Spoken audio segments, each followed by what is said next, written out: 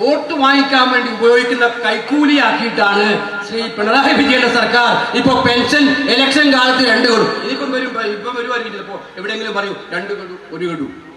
ഈ പറയുന്നത് കോൺഗ്രസിന്റെ സമുന്നത നേതാവാണ്. 600 രൂപയിൽ നിന്നും 1600 രൂപയിലേക്ക് ഉയർത്തി UDF കാലത്തുണ്ടായിരുന്ന 18 മാസത്തെ കുടിശ്ശിക തീർത്തും LDF സർക്കാർ തുടരുന്ന പെൻഷൻ വിതരണത്തെയാണ് കോൺഗ്രസിന്റെ അഖിലേന്ത്യാ നേതാവായ KC വേണുഗോപാൽ ഇത്തരത്തിൽ നിഷ്കരുണം ആക്ഷേപിക്കുന്നത്. അതുവഴി കേരളത്തിലെ 62 ലക്ഷം വരുന്ന ജനങ്ങൾ കൈക്കൂലി വാങ്ങുന്നവരാണെന്ന് പറഞ്ഞ് അപമാനിക്കുന്നത്.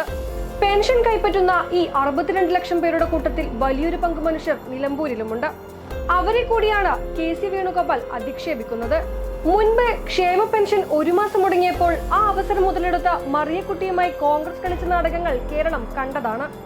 ക്ഷേമ പെൻഷൻ വിഷയത്തിലെ കോൺഗ്രസിന്റെ ആ ബ്രാൻഡ് അംബാസിഡർ ഇന്ന് BJP ചേരിയിലാണെന്നും മറക്കരുത്.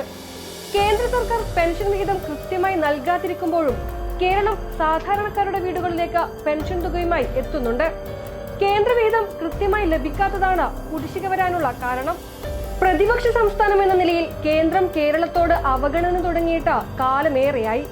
കേരളത്തെ സാമ്പത്തിക ഞെരുക്കത്തിലാക്കാനാണ് കേന്ദ്ര സർക്കാർ ലക്ഷ്യമിടുന്നത്. എന്നാൽ ഇതിലൊന്നും കോൺഗ്രസിനോ KC വേണുഗോപാലിനോ ഒരു പരിഭവവുമില്ല. നേരത്തെ കേന്ദ്രവിഹിതം കൃത്യമായി നൽകാത്തതിനെതിരെ മുഖ്യമന്ത്രി പിണറായി വിജയന്റെ നേതൃത്വത്തിൽ ദില്ലിയിൽ പ്രതിഷേധം നടന്നിരുന്നു. കെജ്രിവാളും ഒമർ അബ്ദുള്ളയും ഉൾപ്പെടെയുള്ള പ്രതിപക്ഷം പ്രതിഷേധത്തിൽ അണിനിരുന്നപ്പോഴും കോൺഗ്രസ് വിട്ടുനിന്നു. ഇതാണ് അവർക്ക് കേരളത്തോടുള്ള പ്രതിബദ്ധത. തെരഞ്ഞെടുപ്പ് മാത്രമാണ് അവരുടെ ലക്ഷ്യം. അതിൽ ജനങ്ങളില്ല, ജനക്ഷേമ പദ്ധതികളില്ല, കേവലം ഭരണക്കൊതി മാത്രം. UDF നേതാക്കൾ പെൻഷനെ കൈക്കൂലിയെന്ന് ആക്ഷേപിക്കുമ്പോഴും സാധാരണക്കാർക്ക് ഈ പെൻഷൻ വലിയ ആശ്വാസമാണ്. മരുന്നിൻ്റെ കാര്യം നിങ്ങളൊക്കെ വളരെ ഭംഗിയായിട്ട് നടത്താൻ കൃത്യമായിട്ട് ഈ പെൻഷൻ കിട്ടിയോണ്ടിരിക്കുന്നു. നമ്മളെ വീട്ടിൽ കൊണ്ടുവന്ന് തരുന്നുണ്ട്. പോയി മേടിക്കേണ്ട ഒരു ഗതികേടി നമുക്കില്ല. ആദ്യം 600 റുപ്യക്ക് തന്നെ ഭരിക്കണ്ടിനി സ്കൂളിൽ പോയിട്ട് 18 മാസത്തോ പിന്നെ കിട്ടിയത്. കുടിശ്ശികയൊന്നുമില്ല, ഇപ്പം ശരിക്ക് കിട്ടുന്നുണ്ട്. അയാൾക്ക് ആ പുണ്യം തന്നെ മതി. നമുക്കിത് കിട്ടുന്നതേ ഒരു ഗതിയില്ലാത്തവർക്ക് ഇത് വളരെ ഇതാണ്. സുഖമില്ലാത്തതാണ്. സുഖമില്ലാത്തവർക്ക് എന്തെങ്കിലും സഹായം സർക്കാരിന് കിട്ടാറിയൊരു കാര്യമല്ലേ. ഇപ്പോഴും ജനങ്ങളോട് മാപ്പ് പറഞ്ഞില്ലെന്ന് മാത്രമല്ല, തന്റെ നിലപാടിൽ ഉറച്ചു നിൽക്കുകയാണ് KC വേണുഗോപാൽ. വേണുഗോപാലിന് VD സതീശന്റെ പിന്തുണയുമുണ്ട്. എന്റെ പ്രസംഗം എടുത്ത് നോക്കിയിട്ട് പറയണം. ഞാൻ പറഞ്ഞ ഇതാണ്, തെരഞ്ഞെടുപ്പ് കാലത്ത് തൊട്ട് മുമ്പായി കുടിശ്ശിക തെരഞ്ഞെടുപ്പിന് തൊട്ട് മുമ്പായി വിതരണം ചെയ്യുന്ന കാര്യത്തെക്കുറിച്ച് സർക്കാർ ഉദ്ദേശിക്കുന്ന കാര്യമാണ് ഞാൻ പറഞ്ഞത്, അല്ലാണ്ട് പാവപ്പെട്ട ജനങ്ങളെയല്ല. അത് ജനങ്ങളുടെ തലയിലേക്ക് കെട്ടിവെച്ചിട്ട് തങ്ങളുടെ കഴിവുകേടും തങ്ങളുടെ കെടുകാര്യസ്ഥതയും ന്യായീകരിക്കാൻ വേണ്ടി എൻ്റെ തലയിലോട്ട് കയറിയാൽ കയറിക്കോ, തിരിച്ചു ഞങ്ങളും പറയും. അവർക്ക് വേറെ വിഷയമൊന്നും ഇല്ലാത്തതുകൊണ്ടാണ്. വേറെ വിഷയമൊന്നുമില്ല. എന്താ KC വേണുഗോപാൽ പ്രസംഗിച്ച് നിങ്ങളെല്ലാം കേട്ടതല്ലേ? ഏതെങ്കിലും മാധ്യമങ്ങൾ അത് വിവാദമാക്കിയ അദ്ദേഹം പറഞ്ഞെന്താ, പെൻഷൻ കൊടുക്കാതെ ഇങ്ങനെ വെച്ചോണ്ടിരിക്കും. കഴിഞ്ഞ തെരഞ്ഞെടുപ്പിലും കണ്ടാണ് 6-7 മാസത്തെ പെൻഷൻ കുടിശ്ശിക വരുത്തും. എന്നിട്ട് തെരഞ്ഞെടുപ്പ് എടുക്കുമ്പോൾ ഈ എല്ലാ വീടുകളിലും ഈ പൈസ സൂക്ഷിച്ചു വെച്ചിട്ട് തെരഞ്ഞെടുപ്പ് എടുക്കുമ്പോൾ കൊണ്ടുപോയി ഒരുമിച്ച് കൊണ്ടുപോകും. അതൊരു ശരിയായ രീതിയാണോ?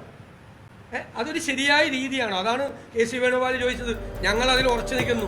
KCയുടെയും കോൺഗ്രസിന്റെയും നിലപാട് അത്യന്തം ജനദ്രോഹമാണെന്നും കൈക്കൂലി പരാമർശം കേരളത്തിലെ സാധാരണക്കാരെ പരിഹസിക്കുന്നതും അപമാനിക്കുന്നതുമാണെന്നും ഇടതു നേതാക്കൾ അടിവരയിടുന്നുണ്ട്. അദ്ദേഹം ആലോചിക്കാതെ പറഞ്ഞതാവാനേ തരവുള്ളൂ. അങ്ങനെ പറയാനേ പാടില്ല. കാരണം അങ്ങനെ ഒരു പ്രയോഗം നടത്തുമ്പോൾ സത്യത്തിൽ ഈ പെൻഷൻ വാങ്ങുന്നൊരു പാവങ്ങളല്ലേ.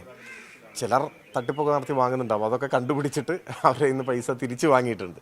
അപ്പോൾ ശരിയായ പെൻഷൻ്റെ ഗുണഭോക്താക്കൾ പാവങ്ങളാണ്. പട്ടിണി പാവങ്ങൾ എന്ന് ഇപ്പോൾ പറയാൻ പറ്റില്ല, കാരണം പട്ടിണിയൊന്നുമില്ല. എന്നാലും പാവങ്ങളാണ്, സാധാരണക്കാരാണ്. അവരെ അപമാനിക്കുകയാണ് ചെയ്യുന്നത്. 60 ലക്ഷം വരുന്ന മലയാളികളെ നിങ്ങൾ കൈക്കൂലിക്കാരാണെന്ന് പറയുന്നത് ഒരിക്കലും ഒരു നേതാവ് അങ്ങനെ പറയില്ല. ആലോചിക്കാതെ പറഞ്ഞായിരിക്കും. അത് തിരുത്തണം. 62 ലക്ഷം പാവപ്പെട്ട കുടുംബങ്ങളെ അപമാനിക്കുന്ന ഒരു പ്രസ്താവനയാണത്. അദ്ദേഹം ഒരിക്കലും അങ്ങനെ പറയാൻ പാടില്ല.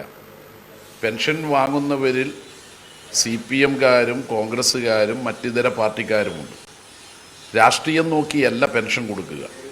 1980 കർഷക തൊഴിലാളി പെൻഷൻ പ്രഖ്യാപിച്ചപ്പോൾ ആ പെൻഷൻ പ്രത്യുൽപാദനമല്ല എന്നുള്ളത് കൊണ്ട് അത് തുടരരുത് എന്ന് പറഞ്ഞവരാണ് കോൺഗ്രസ്. അപ്പോൾ എന്താ സാധാരണ ജനങ്ങളുടെ ജീവിതത്തോടുള്ള അവരുടെ നിലപാട്? ഈ ലക്ഷക്കണക്കിന് വരുന്ന പാവപ്പെട്ടവരെ കൈക്കൂലിക്കാരാണെന്ന് അവരെ പരിഹസിക്കുക, ഇതൊന്നും ഒരു രാഷ്ട്രീയ പാർട്ടിക്ക് യോജിച്ചതല്ല. 62 ലക്ഷം ആളുകളും കൈക്കൂലി മേടിച്ചിട്ട് വോട്ട് ചെയ്യുന്നവരാണെന്ന നിലയിൽ പറഞ്ഞത് അത് ശരിയല്ല, അങ്ങനെ പറയാൻ പാടില്ല, അത് അദ്ദേഹം പിൻവലിക്കണമെന്നാണ് ഞങ്ങൾ പറഞ്ഞത്. ഏത് ജനക്ഷേമ പ്രവർത്തനങ്ങളെയും ഇല്ലാതാക്കുക അല്ലെങ്കിൽ എതിർക്കുക എന്നത് BJP-യുടേതുപോലെ തന്നെ കോൺഗ്രസിന്റെയും പൊതുനിലപാടാണ്. അത് തന്നെയാണ് അവർ ഇപ്പോഴും തുടരുന്നത്. തെരഞ്ഞെടുപ്പെടുക്കുമ്പോൾ പരാജയ ഭീതിയിൽ കോൺഗ്രസ് സാധാരണക്കാരെ അപഹസിക്കുന്നതും ഇകഴ്ത്തിക്കാട്ടുന്നതും ഇതാദ്യമായല്ല. ക്ഷേമ പെൻഷന് പുറമെ കോവിഡ് കാലത്തെ ഭക്ഷ്യക്കിറ്റും വോട്ട് പിടിക്കാൻ ഉപയോഗിക്കുന്നുവെന്ന് കോൺഗ്രസ് പണ്ട് ആരോപിച്ചിരുന്നു. അന്ന് പ്രതിപക്ഷ നേതാവായിരുന്ന രമേശ് ചെന്നിത്തല തെരഞ്ഞെടുപ്പ് കമ്മീഷന് പരാതിയടക്കം നൽകിയിരുന്നു. കോവിഡിനെ തുടർന്ന് സ്കൂളുകൾ അടച്ചതിനാൽ വിതരണം ചെയ്യാതിരുന്ന ഉച്ചഭക്ഷണത്തിനുള്ള അരി കുട്ടികൾക്ക് നൽകിയതിനെയും കോൺഗ്രസ് അന്ന് വിമർശിച്ചിരുന്നു. കിഫ്ബിയെയും ലൈഫ് പദ്ധതികളെയും എല്ലാം അട്ടിമറിക്കാനാണ് ചെന്നിത്തലയും കൂട്ടരും അന്ന് ഉത്സാഹിച്ചിരുന്നത്. UDF അധികാരത്തിലെത്തിയാൽ ലൈഫ് മിഷൻ ഉൾപ്പെടെയുള്ള പദ്ധതികൾ ഉപേക്ഷിക്കുമെന്ന് പറഞ്ഞത് അന്നത്തെ UDF കൺവീനറായിരുന്ന MM ഹസനാണ്. ഈ പദ്ധതിയിൽ ഇടത് സർക്കാർ സംസ്ഥാനത്താകെ ഇതുവരെ നിർമ്മിച്ചു നൽകിയത് 4 ലക്ഷത്തോളം വീടുകളാണ്. പെൻഷൻ തുക 1600 രൂപയാക്കിയത് രണ്ടാം പിണറായി സർക്കാരാണ്. ഈ തുക ഇനിയും ഉയർത്തണമെന്ന് തന്നെയാണ് സർക്കാരിന്റെ നിലപാട്. അതിനായി സർക്കാർ പദ്ധതി ഇടുന്നുമുണ്ട്.